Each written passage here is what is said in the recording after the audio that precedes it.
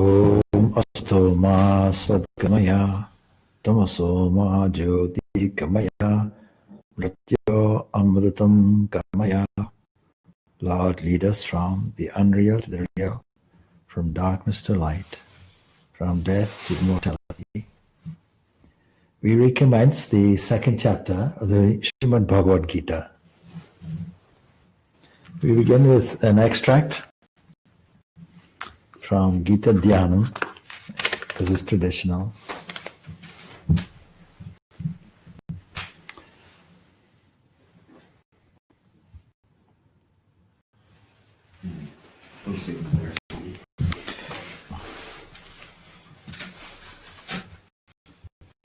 Om Prapna Paridataya Totra Vetraika Panaye Jnana Mutraya Krishnaya Itamrtatuhe Namaha. The salutations to Lord Krishna, the Parijata or the Kalpataru, the wish-fulfilling tree, bestower of all desires, of those who take refuge in him. So you see what Arjuna has done is he's taken refuge in the Lord, even though he has his own idea about things. That's where we left it. But just to review a few ideas. Firstly, just to remind you, when we are studying this, we are really putting ourselves in the position of Arjuna. In other words, our situation is identical to some degree or the other. Greatest difficulty we have and the greatest wonder is death. Since the beginning of man, we have been wondering about this phenomena. And that has, in some cases, led to the development of religious inquiry. We know that this body is there, we have a life and so on, and in the olden days, the life expectancy was less. And so it's natural to think, what will happen? A relative left, is that the end of it? Or is there some other thing? But we know the ancient rishis would have sat down and considered this problem, and considered life in general, and gone into an internal inquiry. They also did an external inquiry, because the Vedas, as we know it, really, is largely physics and cosmology. Written in coded language and misunderstood as time went on, but nevertheless, if we read it, it makes no sense unless it's about physics and cosmology, this world and the world beyond. And so some ritual has to be done for it. Ritual, we all do ritual, isn't it? Of some kind or other. We may not understand it. There may be some superstition about it. We may decide it's not good to walk under a ladder. But there's no reason for it except to suspect if somebody's up the ladder, somebody will paint on you. That's a reasonable thing, but we don't consider that. We just replay all of the things that our mother, father, and so on taught us. So, that being the case, we have a number of different rituals. It's nearly Christmas time here, so for most people in Ireland, rituals are done. On Patrick's Day, people put odd hats on. That's a ritual. At Christmas, people put a tree. Some may know why they do it, some may not. Nevertheless, it's a ritual. When you know the meaning of a ritual, it gets some depth.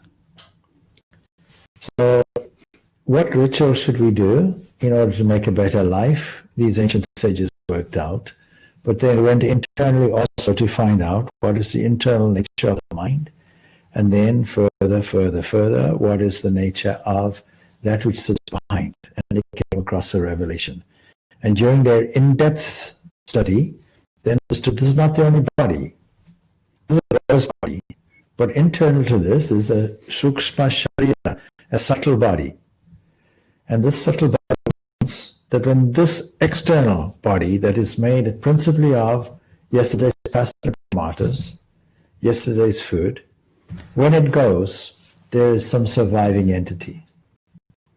And all religions have this idea of a surviving entity. But you see, the trouble is that when we approach things from an emotional point of view, emotions will always win. me give you an example. Let's say there's a lawn, let's say about 20 meters long, and you decide that you'll put a plank there. Normal, regular plank of normal plank width. Let's say about a foot. Let's make it a broad plank, 2 foot. As long as we lay it on the ground, you can ask, please will you walk on it? You can walk on it, you can skip on it, you can put a bicycle on it, and it won't mean anything to you. Now I say, fine. Any fear, any discomfort? No. All right, good. Take the same plank, let's put it over a chasm with a 200-foot drop. And then I say to you, in 2 weeks' time, here's your challenge. Go and walk across that plank. The same plank you walked on, you skipped on, you cycled on. And then we do one more condition. We say, for 2 weeks in advance, whatever we do this, that you watch some films with some actors, and those actors are walking carefully, precariously along the plank, and then we make them fall, simulate a fall. There might be some dummies or something falling, and with all the actors and so on in this scenario, there'll have to be a Doppler shift, audio Doppler shift. What it means is, as a person falls, you go, ah, and then finally crash on the bottom. And you hear all that, and you hear the splatter on the bottom, and then in 2 weeks' time, you say, here's your challenge. You select a day where there's no wind factor, nothing to disturb you, nice sunny day, all pristine conditions. You think that you'll comfortably walk along that plank, as you did when it was laid on flat ground. And yet it's the same plank, it's the same width, nothing will disturb you, but you see how we are psychologically conditioned by fear. And this life has these opposites. They have the opposites of fear, and they have the opposites of attraction on the other side, things that we desire and things that we fear. And the desire is always pulling away from the fear. So excessive emotion will lead to attachment, and that is the difficulty. Arjuna is suffering from this attachment. Over-emotionalism, as I said before, leads to fanaticism in every sphere, and this is what Arjuna is suffering from. And yet, a kindly attitude is given, we saw last week from Krishna, and that is indicated by his kindly sweet smile and his sweet words. Now we find that emotionalism can be so difficult. So we went through all of this, and we wound up with Arjuna's statement, which says that, just to refresh your memory, Samjaya Vacha, Ivam Ugdra Rishikesham Gurukeshaha Paramtava Na Yotsya Iti Govindam Utva Tusnim Babhuva Ha. After addressing the Lord, says thus Gurukesha, the terror of the foes, formally submitted to Govinda and says this statement, Tushnim, silent, he became silent after saying, I shall not fight. Finished. Yield not to unmanliness. Where is this unmanliness come from? Does not become you and all that. And then he says, I shall not fight. So he's made his determination. So that's like saying that whatever your duty will be, you won't do it. You refuse to do it. Now the whole outcome of the war is dependent on Arjuna doing the right thing and all the Pandavas doing the right thing. So when he declares, I won't fight, what about the other Pandavas? It gives them a problem. Has anybody thought of that? That's the problem. And then we saw that the Lord smiles kindly and sweetly after that stubborn statement. Doesn't command him, only smiles. Now he's in persuasive mood. And so now from the 11th stanza to about the 36th stanza, we find that Arjuna is persuading in various ways. Krishna is persuading in various ways Arjuna, and therefore all of us. Now we heard last week, and we will review it again, Shri Bhagavan Uvacha, he says, Ashochan anovashachastvam pranyadvadam chavasase gatasun agatasumschana nushanti panditaha. Panditaha, you see, he uses the word pandit in two places, but pandit can have two different meanings. Pandit can mean somebody who is knowledgeable but not wise. Sometimes the object of ridicule. And then there's pandit is used here again, which means the wise. But what makes somebody wise? Because we all grieve. And much of the Upanishad material is centered around not grieving. Nashachati. They do not grieve. No grief is there. But you and I are not wise. But what makes somebody wise? So Sri Krishna now shows that somebody in this condition and in all of our condition requires to know the inner dimension of our own being, the glory of the self, in ourselves and in others. And when that happens, we see that there's a whole new vista that opens up for us. What makes somebody wise? Somebody who is perpetually, constantly in tune with the self and the glory of the self. Somebody who is abiding in the self habitually. But how to develop a habit? Is it so easy? Our habit is related to this world, and this world is just the sense world that we know. How to get out of that is a big question for all of us.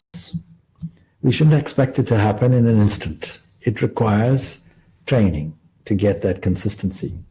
How easy it is to develop a habit. Supposing you live in a house, and then you shift your house, and you come home from work. Chances are you may drive to your own old house, just by habit. And when you try and take your jacket off in the opposite way that you put it on habitually, you'll find it's all awkward. So we don't like change. In Swami Vivekananda's language, when we try and embrace change, we're channeling a new groove in the brain, making a new roadway.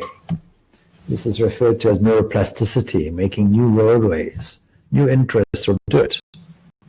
So,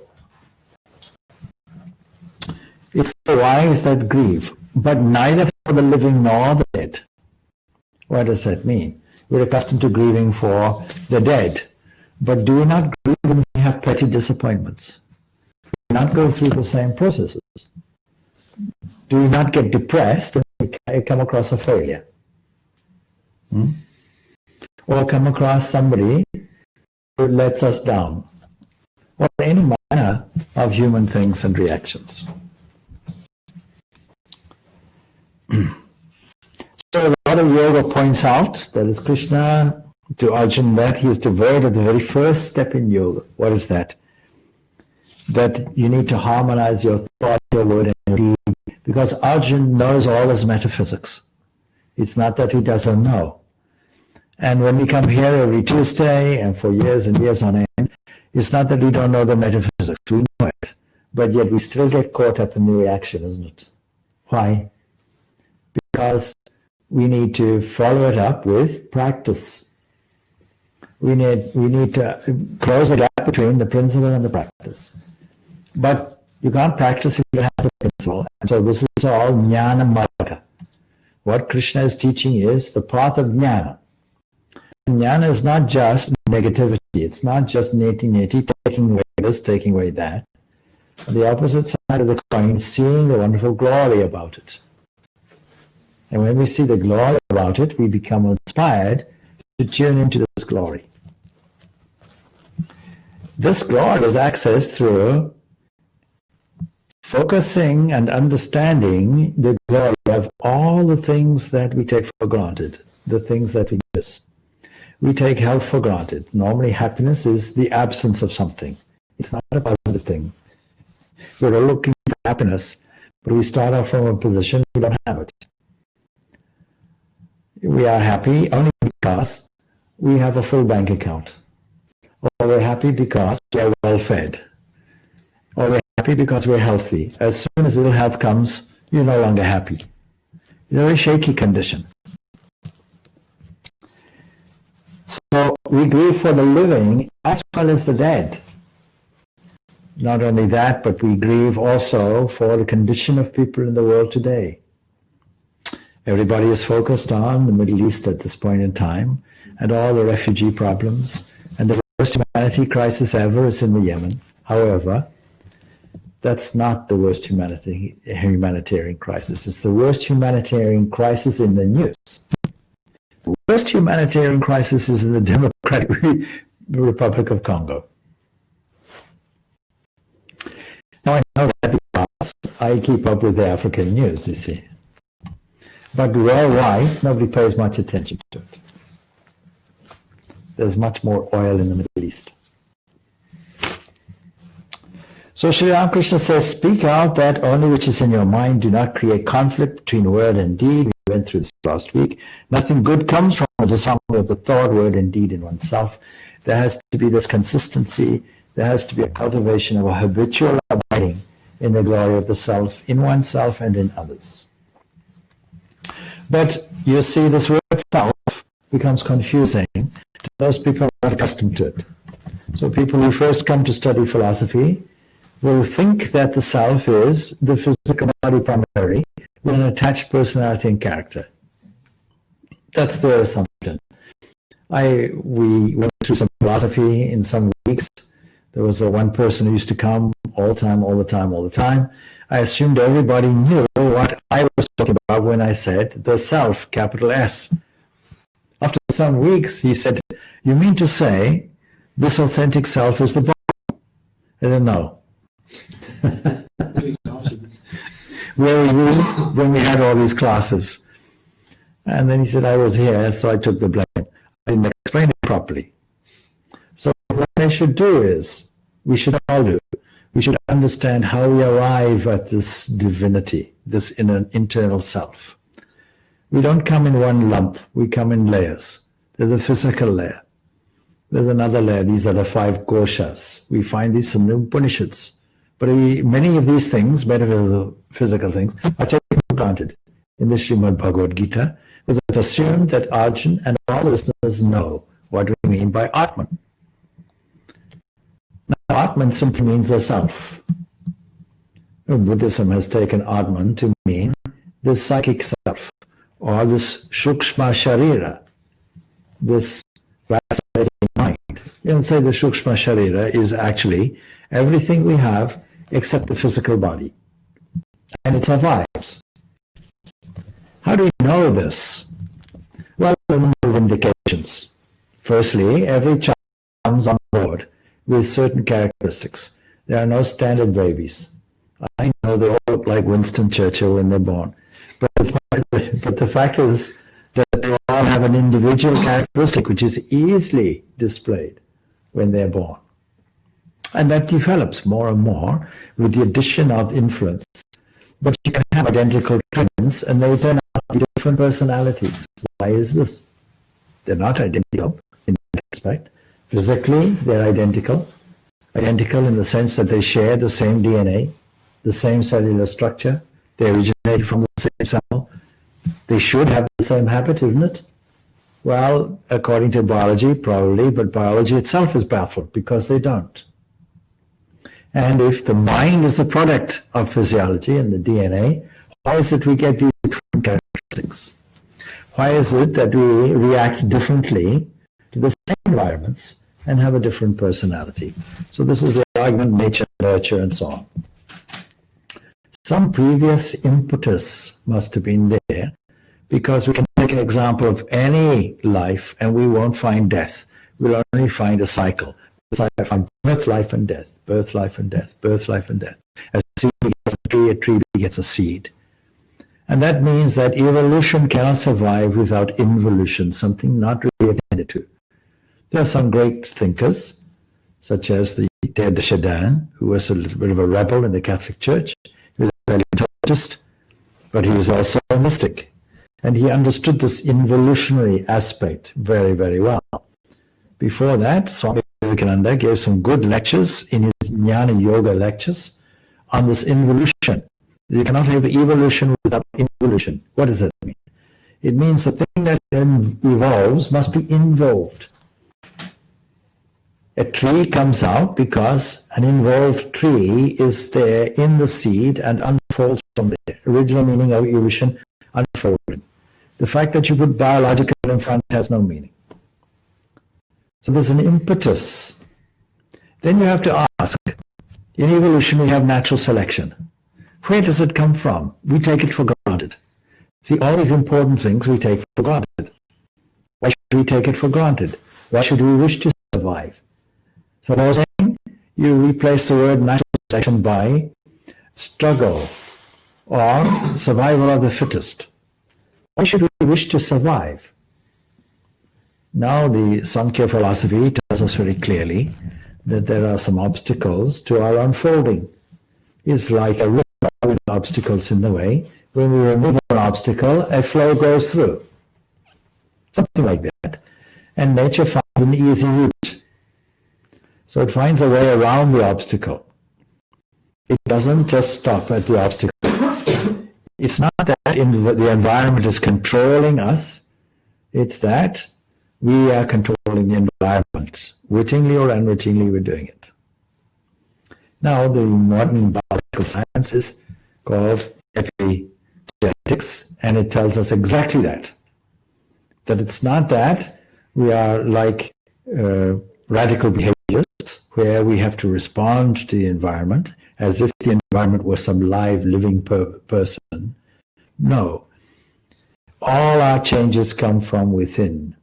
And the ultimate within is Atman. The Atman is the ultimate within, the ultimate datum beyond which you can no longer go, discovered by these great sages. And they understood that. But they also understood all the stages on the way. They also discovered that there is a Sukshma Sharira, a subtle body, a mind which is there. And so, we go on to say, yeah, Na tevaham jaturnasam natam me janadipaha na chevana bhavishva sarve vayam atambaram. Nor I, nor you, nor any of those ruling princes was ever non-existent before, nor is it that we shall cease to be in the future. It means death is a myth. A temporary transformation may be there, but death itself is a myth. Yet we all take it seriously. Now, if death is a myth, the next question is, why should we grieve? Why should we grieve over a dream? When the dream is ended, why should we commiserate? Oh, the dream ended. Why don't we get on with something? So if this life is just an apparition, if death is not real, it only looks like that, why are we grieving? It's because either we forgot it or we just don't know it. And if we forgot it, we also don't know it. We don't know it really, deep down. So we have to understand this metaphysical position very well. It's the foundation for the whole philosophy. Tenosmin yata dehe kamanam yavanam jara tata dehantara pratriyat dirastatra na muyati. As the indweller in this body experiences all these various phases, we went through this last week, just to remind you, childhood, youth, and old age. We can put these three segments out. Childhood is there, we can say up to a certain age, let's say 12, then youth comes in, and then let's get down to old age. The point is, the body has these transformations. He also passes on to another body. He passes on through childhood, teenagehood, middle age, old age, new body. It goes on, childhood and so on, like that. It goes on. Now, very often, this philosophy have detractors who say, oh, I see, well then what's the purpose in life? You just have this chain, what we call samsara. What's the purpose? The purpose is to get out of it. To understand, it's just language to get out of. There's nothing to get out of. But it is to reveal what is already there, steady, unchanging, that entity we call Atman. Everything else changes. It doesn't take a lot of intellectual acumen to understand that something that changes can only be registered when there is an unchanging entity in relation to it. But our emotion obscures it, and our view of the world obscures it. We take for granted too many things. Now then, the Serene One, you see, the Serene One is not affected thereby. How do you get this serenity? You get the serenity, this constancy of outlook, neither too high nor too low, neither too hot nor too cold, by being immune to these pairs of opposites. And what's the basis of it? The Atman. So when we talk about feelings, emotional or physical, they all really pertain to the body. Because if it's emotional, it's pertaining to the identity of the body. Whichever way you look at it, it's the body. And so with that in mind, this stanza comes about. Matras parsastu konteya shitoshna sukha dukkatha agama paino nitya tum stitikshavsa bharata. This word titiksha, forbearance, we've come across before when we discussed the 6 treasures. Shankaracharya, in his Viveka Shudamani, gives us a good definition. What is this titiksha? It is the strength when all the vicissitudes are coming before us. It is the strength not to be affected by them, to remain constant. A kind of philosophy that says, what cannot be cured must be endured. If we have no option about it, then what will we do? We will stoically go on, because we know that not being strong, maintaining the strength in the face of all kinds of vicissitudes, including internal vicissitudes such as doubt, such as fear, such as temptation. The outside things are also clearly there. Most of us put a border and say it's only the outside world that troubles us. No, the outside world impinges on the inside world. That's the difficulty. So this titiksha, forbearance, is a very important quality. We can put it in a word, strength. Strength, forbearance, perseverance in the face of all kinds of vicissitudes, not allowing ourselves to be affected by weakness. This was Sri Krishna's statement from the very first. Yield not to unmanliness. If you just had that statement, I think I mentioned before, you have the whole of this. Yield not to unmanliness is the whole formula. Yield not to weakness. What is ignorance? Comes from weakness. When people have this theological concept of sin, the only sin is calling yourself a sinner, that is weakness. And any religion also that emphasizes the weakness, that emphasizes sin, is weakening you. And Swami Vivekananda's definition, this is immoral. Religions are immoral when they make you weaker. They are moral when they make you stronger. But you see, throughout the world, the pundits, the priests and the mullahs, they want to divide things and weaken things. Or the mystics and philosophers will want to strengthen things. So there's this wonderful statement, the context of the senses with their objects create, oh son of Kunti, feelings of heat and cold. We understand the cold very well today. Of pain and pleasure. They come and go and are impermanent. Bear them patiently, without complaint. What makes all these difficulties? Contact with the senses. If we had no contact with the senses, we have no interpretation of the world in front of us, which we call the objects. Our interpretation of the objects is only through the senses. That's how we interpret them.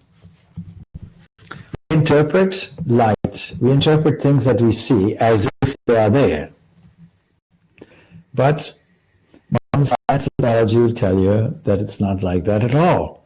Photons hit the eye, they go back to the back, they identify with certain cones and so on, come out as a reversed image, and we adjust the image, and it's all internal. There's no external world that we see, according to biological science. It only looks like that. There's an internal movie playing, and we take it to be outside of us. Imagine. A curious idea. So all these pairs of opposites, everything comes in pairs, and if you want to trace where is the origin from it, we don't have to go that far. The whole of nature, physical nature, is built on attraction and repulsion. Now, if it wasn't like that, the game of life on a physical level wouldn't continue. Why does the electron and proton have such a marriage? Why doesn't the electron, despite the enormous attractive force, is because repulsion and attraction. But the proton is attracted to other things because it's affected by gravity. What prevents it from falling into everything? The electron sits there and wants things to move outward. So that beautiful relationship occurs. We have plus and minus. We have positive and negative. We have male, we have female. We have good, we have bad. We have pleasure, we have pain. We have heat, we have cold. All of these things are designed in opposites, arranged so beautifully to create a rhythm, but also to create a trap for us. So we won't fall into the trap. What we will do is we'll make sure that we remain even-minded in all of these things, not disturbed by anything. But then the question comes, how does such a one become fit for this highest enlightenment of the mind, which understands that all of these waves in front of us are just waves. What we call objects are just waves. What we call the senses themselves are just waves. This is why it's important in philosophy to study the Tanmatras. Because the Tanmatras, these subtle elements and forces, will tell us that what we see as a gross physical universe is nothing more than waves. Now, if we have a philosophical attitude, then we can wave at the waves. Yamina yata yantye ete purusham purushasabha sandukha sukham dhiram somrata dvaya kalpate. That man, that person, is fitted for immortality. We are already immortal beings, but to realize it is called immortality, whom these do not torment. Which are these? These pairs of opposites, pleasure, pain, cold, heat, who is balanced in pain and pleasure and steadfast. Now the indweller of this city, and in two places we find it, 9-gated cities referred to, 11-gated cities referred to in Kathopanishad. This internal entity is called Purusha. It's a very technical term. The combination of that is a city, indicating indweller of a city, and Purna, meaning fullness. We can't say that it's exclusively inside a city, because then if you look up, then you'll see the epiglottis.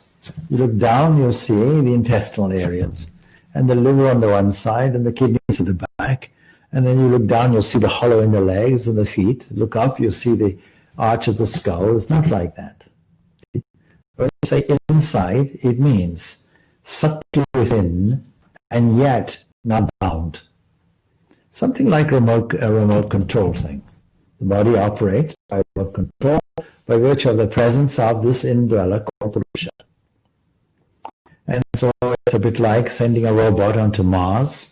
It runs around on small Land Rover wheels and so on, going over rocks with sufficient, spring and give in it, so that it doesn't crash or anything like that, or turn over its side, but all done by remote control.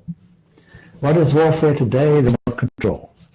If you want to spy on somebody, you put up a drone in the air today, isn't it? Now that can be useful, because you can get a good view of whatever you're trying to see. You can also be a nuisance, just like every technology. So used wisely, it has some great benefits. This remote control aspect is just because the Purusha is there.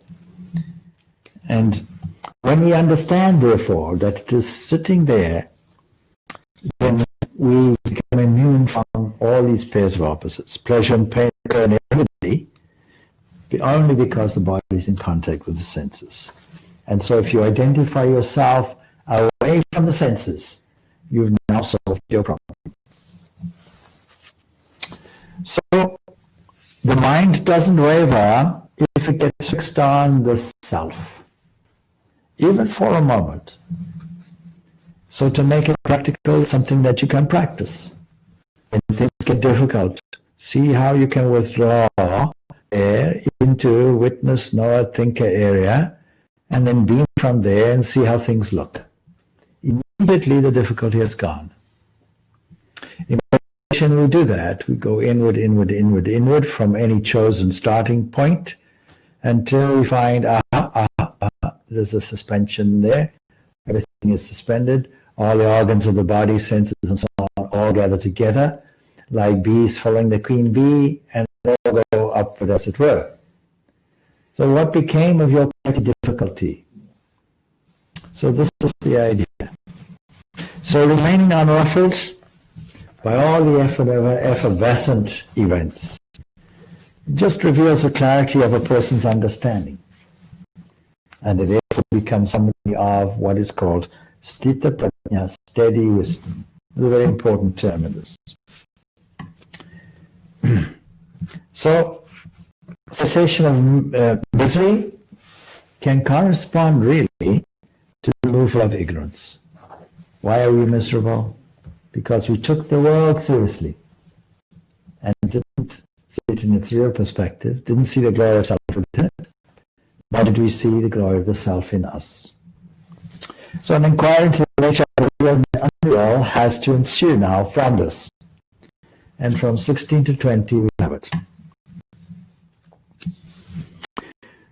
Nasato vidyate bhavo na bhavo vidyate sataha ubhayo api drishtamantas dva anayus dva darshibhi. The unreal has no existence.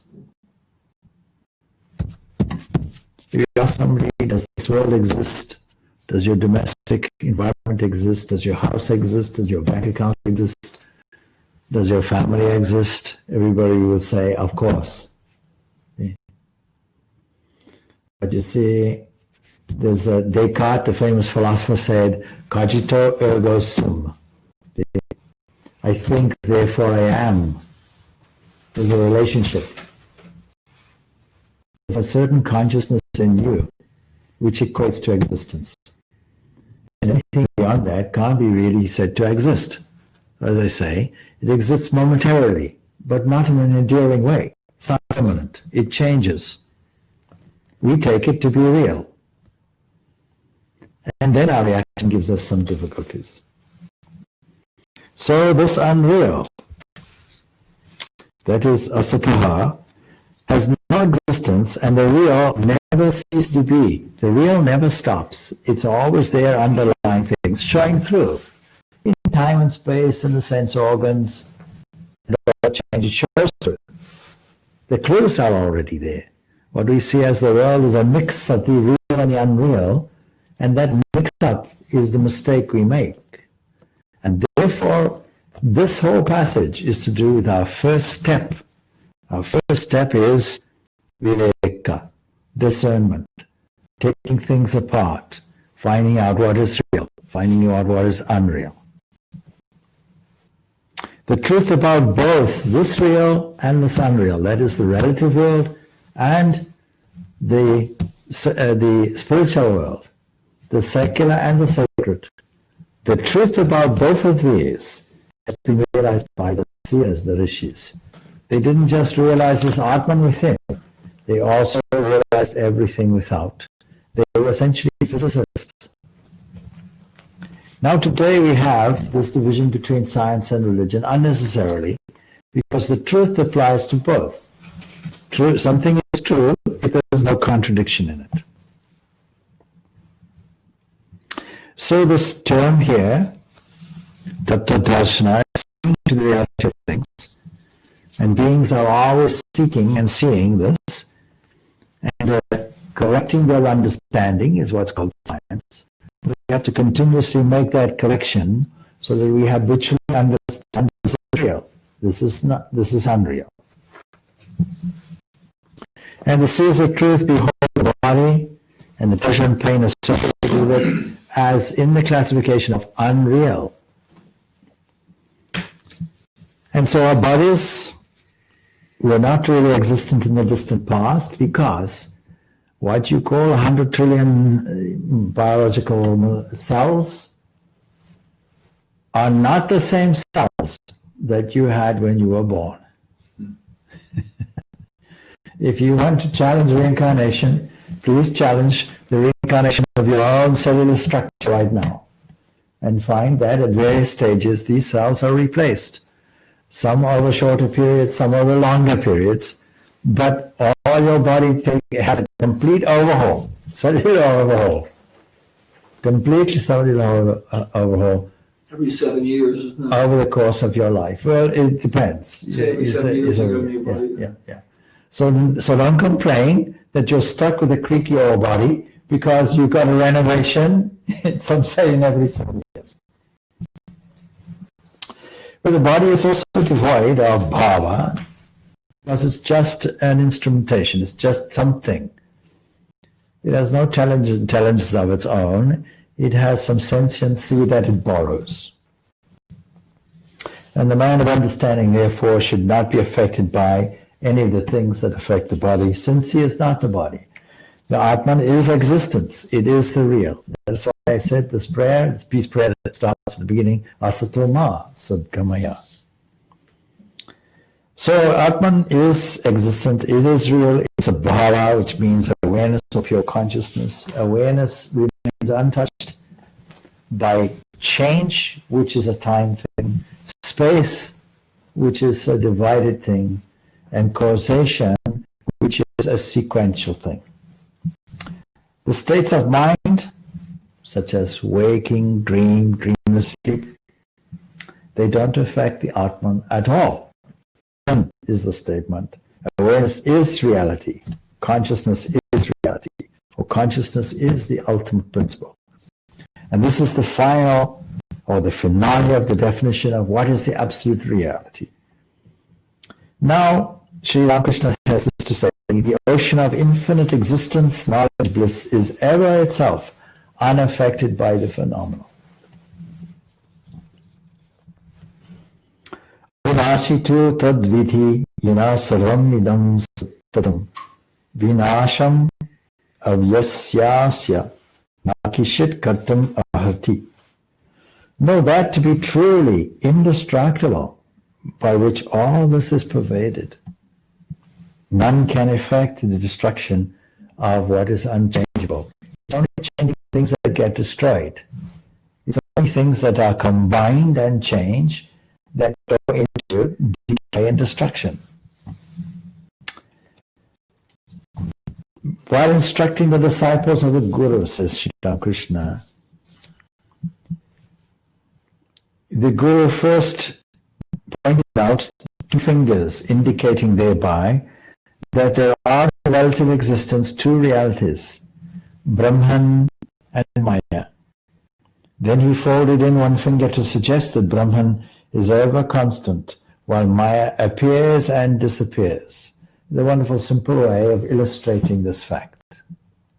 When we see a plurality or a duality, then it means this is Maya, But when this Maya comes and becomes one, this is what we call Brahman. So the format is explained. Antavanta ime deha nityasya krita sharinaha anishano prameshasya tasmad yutasya yujasya bharata. These two bodies, these bodies of the indweller, who itself is eternal, indestructible and immeasurable, they are said to have an end. The language that is used in scripture, I'm not saying it, they are said to have an end. People historically in the past who know have said, these have an end. And therefore, Sri Krishna is using this as the argument. Arjuna, you have to fight. You have to do your duty. You have to stand up and do whatever is necessary in this righteous war. Again, why? Because these bodies don't belong to the body, they belong to the indweller of the body. And that indweller is eternal, indestructible. You can't slay it, you can't kill it. And you can't measure it. You can't say it's 5 foot long or what have you. You can't say, as I say, how long have you been on the island? And I reply 5'10".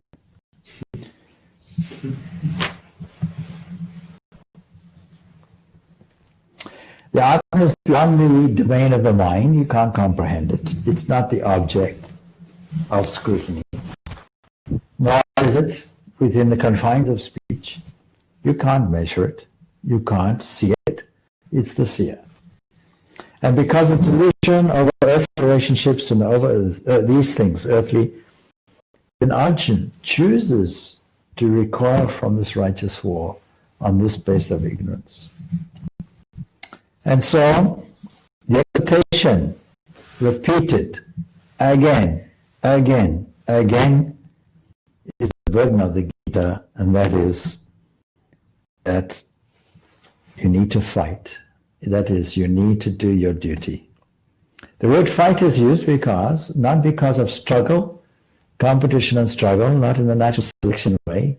The word fight is get on with it. Stand up, apply your strength. Do whatever you're doing. If it's a clerk, you need to apply to that. If it's a mother, you need to do it to that. If it's a student, you need to do it to that. If it's a quantity surveyor, you need to do it to that. If it's an IT person, you need to do it to that. As a state agent, you need to do it to that. Whatever it is, you need to apply. Laziness does not become you and is just the source of ignorance. And so the final conclusion, therefore, in answer to the original issue, should I fight, should I not fight, comes about. Because he who holds Atman as the slayer, the one that kills, and he who considers as the one that is killed, slain, both of them are ignorant. Because this Atman doesn't do anything. It doesn't slay, and nor is it slain. It's perpetually there. Yainam viti hantaram yaschainam manyate hatam abhutao na vijanita na yam hanti na hanyate.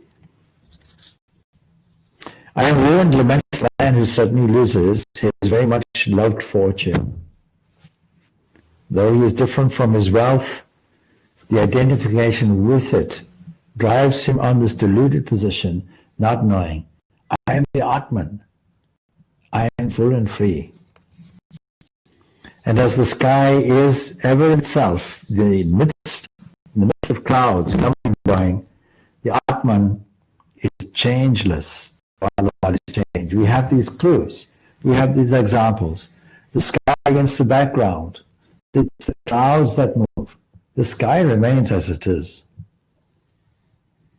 All these things are fleeting, moving in front of us. In front of what?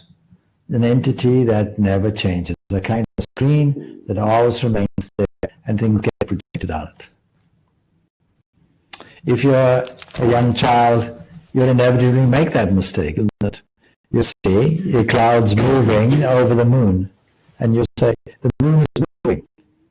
No, it's the clouds that are moving. You get into the train in the dark. Another train is beside you. Are you moving? No, it's the train next door. You go into a car wash and you say, we're moving forward. No, you're remaining static and things are moving back. This is the relativity of perception, and science picks this up as special relativity. It looks as if it's moving at a different speed and pace. But it's not like that at all. It's only our impression of it. We get used to it. Make a distinction between what is moving and what is static is the same as what is real and what is unreal. We'll leave off with one more stanza. And this is an important stanza, and so things change a bit. Na jayate mriyate va karashin na yam bhuta bhavita va na bhuyaha. Ajo nitya shashvato yam purano na hanyate hanya mani sharire. The Atman is neither born, reiterated time and time again, nor does it die, very famous stanza. Coming to being and ceasing to be do not take place in it. Unborn, eternal, constant, and ancient, it is not killed when the body is slain.